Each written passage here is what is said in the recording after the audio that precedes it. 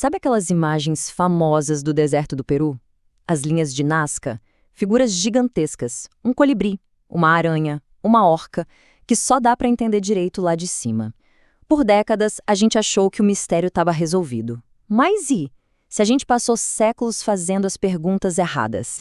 Pois é, faz pouco tempo, uma análise com computadores encontrou 303 novos geoglifos, 303, figuras que o olho humano nunca tinha visto.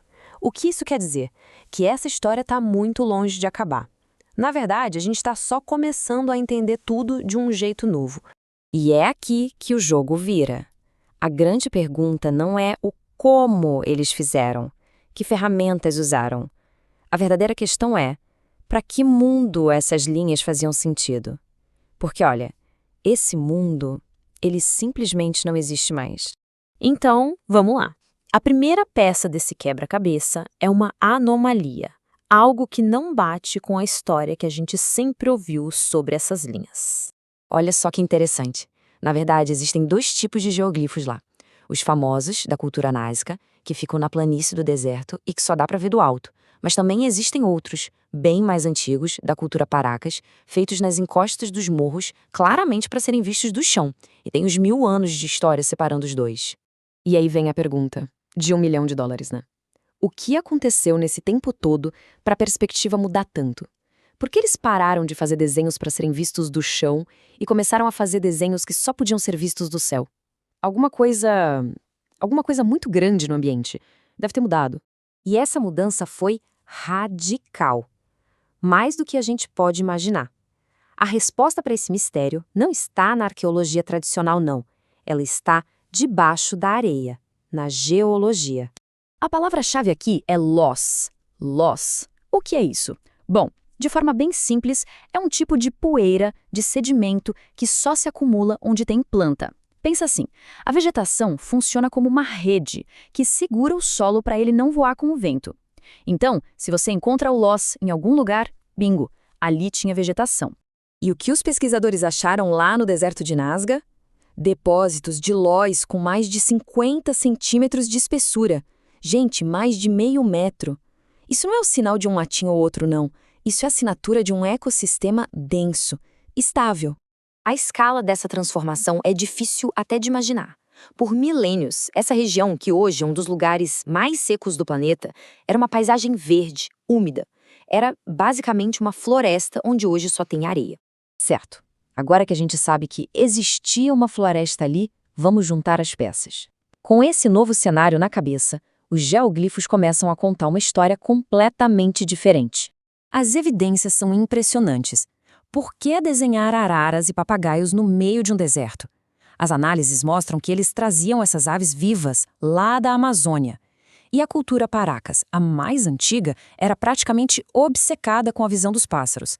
Agora pensa bem, no mundo com uma floresta cheia de árvores gigantes, essa fixação toda em voo deixa de ser só simbólica e passa a ser bem prática, não é? Ou então, pensa naquela figura da serpente de 2 cabeças. A gente logo imagina que é um mito, uma lenda. Mas sabia que isso acontece na natureza? É raro, mas acontece. E numa floresta tropical, com muito mais recursos, a chance de um animal assim sobreviver até ser visto por alguém era bem maior. Ou seja, talvez não seja um monstro mitológico. Talvez seja um registro zoológico de um mundo que se perdeu. Então, uma nova hipótese começa a se formar. E se as linhas não fossem mensagens para deuses, mas para pessoas? Pessoas em postos de observação no topo de árvores gigantes. E os desenhos no chão serviam como mapas, como sinalização de território ou avisos de perigo. Não era arte mística, era engenharia de navegação para se mover no mundo verde complexo. Ok, mas se esse mundo existiu, para onde ele foi? O que aconteceu? A resposta, infelizmente, é uma lição bem dura sobre como qualquer civilização pode ser frágil.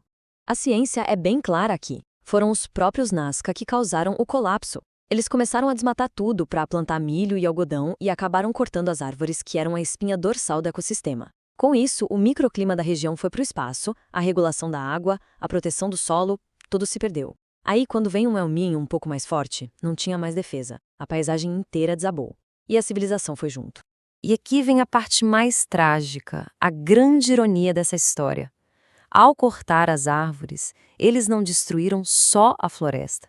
Eles derrubaram os próprios postos de observação que davam sentido às linhas. Eles literalmente ficaram cegos, porque destruíram o mundo que lhes dava perspectiva. E hoje? Bom, hoje a história se repete, de um jeito diferente. Existem 362 operações de mineração de ouro ativas na região. Pois é, a mesma geologia que nos conta a história da Floresta Perdida hoje revela outro tipo de recurso. O deserto que guardou os desenhos por séculos agora é explorado por uma riqueza bem diferente. Então, no fim das contas, a conclusão é esta. As linhas de Nazca talvez não sejam esse mistério de outro mundo que a gente pensava. Elas são a linguagem de um mundo que perdemos. E essa linguagem só parece mágica porque esquecemos a gramática do ecossistema onde ela nasceu. Não era sobre deuses ou alienígenas. Era sobre engenharia, sobrevivência e, por fim, sobre uma civilização que destruiu o mundo que a sustentava.